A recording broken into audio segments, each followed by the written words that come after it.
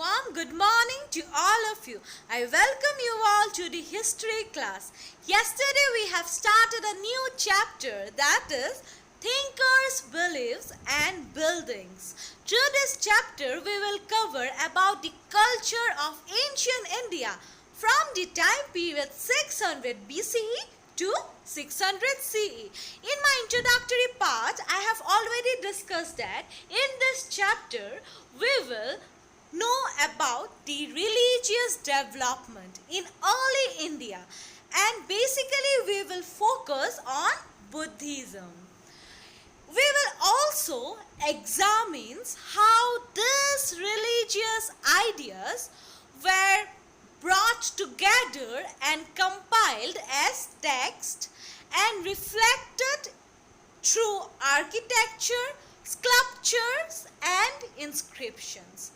We have also known about the source from where historians had reconstructed the cultural development of ancient India.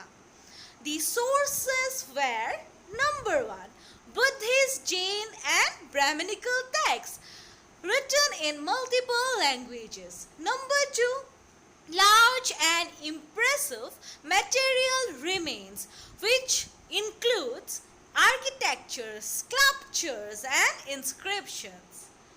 We have also discussed about the objectives of this particular chapter. In this particular chapter, we will know about lots of information, including religion, including the artifacts of ancient India. We will focus on Jainism, Buddhism and so on. On the screen you can just see a picture which I have shown. This picture is also in your book.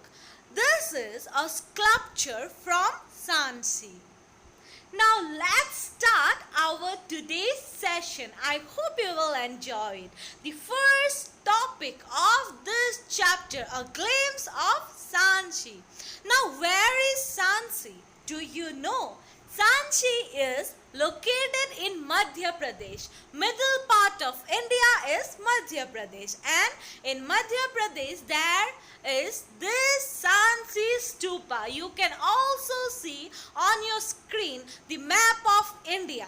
I have clearly shown the area of Madhya Pradesh and where Sanchi Stupa is located. On the other hand, you can see another picture. This picture is the picture of Sanchi Stupa, one of the most important Buddhist center of the world. Now, let's start our first topic. Sanchi in 19th century. In 19th century, Europeans were very much interested in this stupa, which is located at Sanchi. The French had asked permission from Shah Jahan Begum. You can also see her picture on the screen. The picture of Shah Jahan Begum. She was the ruler of Bhopal, okay? So the French had asked her permission to take away the eastern gateway, which was preserved there, okay? Then the French wanted it to display on their museum, which is located in France, obviously. But the you can say original remain is still there at the site, okay? Shah Jahan Begum had provided the French as well as the Englishmen, because the English were also interested to do the same, and Shah Jahan Begum had given or provided them plaster cast copies and they were satisfied with it. Now, the rulers of Bhopal, Shah Jahan Begum and her successor Sultan Jehan Begum. You can also see a picture of Sultan Jehan Begum showing on your screen. So Sultan Jehan Begum provided lots of money, and also Shah Jahan Begum had also funded in order to preserve this ancient site, that is the Sanchi Stupa. John Marshall, I hope you remembered about him. John Marshall, we have known about his contribution in the first chapter, isn't it? Indus Valley Civilization, how he had discovered the artifacts of it. Now, John Marshall had also dedicated his important volume on Sanchi to Sultan Jehan Begum, the successor of Shah Jahan Begum. Sultan Jehan Begum funded the museum that was built there, as well as the guest house. Okay, she had not only funded in the preservation of ancient site, but she has also built museum and guest house. In this guest house only, John Marshall lived and completed his volume regarding Sanchi, and he dedicated this to Sultan Jehan Begum, and she was the one who also funded in the publication of this particular volume. Okay, in the publication of this particular volume, she had funded. One of the most important Buddhist center is the Sanchi Stupa, which is located in India. Now, most of the historians had reconstructed about Buddhism from this relevant source, that is the Sanchi Stupa. There are some of the questions like, why was the mound built and what did it contain? What is the significance of this monument? Why is there a stone railing around it? Who built the complex or paid for its construction?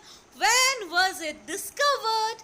All these questions had another story, okay, another fascinating story that we can know through the combination of the information given on text, sculpture, architecture, inscription, and so on. That's all in this particular topic. I hope you have enjoyed it, but before signing out, let's do a quick recap. We have known about 19th century Europeans, how they were interested to take away the Eastern Gateway and preserve it in their respective museum. The French as well as the Englishmen were interested on it. Shah Jahan Begum, the ruler of Bhopal, had given them plaster cast copies of it, and thankfully they were satisfied with it, and the original remain at the site, which is part of the Bhopal state. After that, we have known that the rulers of Bhopal, like Shah Jahan Begum and her successor, the next ruler, Sultan Jehan Begum, provided money for the preservation of this ancient site, that is Sanchi Stupa. John Marshall now, the person who had written volumes on Sanchi and dedicated it to Sultan Jehan Begum. Sultan Jehan Begum not only provided money or funded money for the preservation of the ancient site, but she had also built museum as well as guest house, okay, and she also funded in the publication of these volumes written by John Marshall. One of the most important Buddhist center is the Sanchi Stupa, and most of the historians had reconstructed about Buddhism from this relevant source, that is Sanchi Stupa. So it helped the historians to reconstruct about Buddhism. Now, thank you for your cooperation, and I have one more class today. In that particular class, we will discuss about topic 2. Just wait for my next video. Thank you all.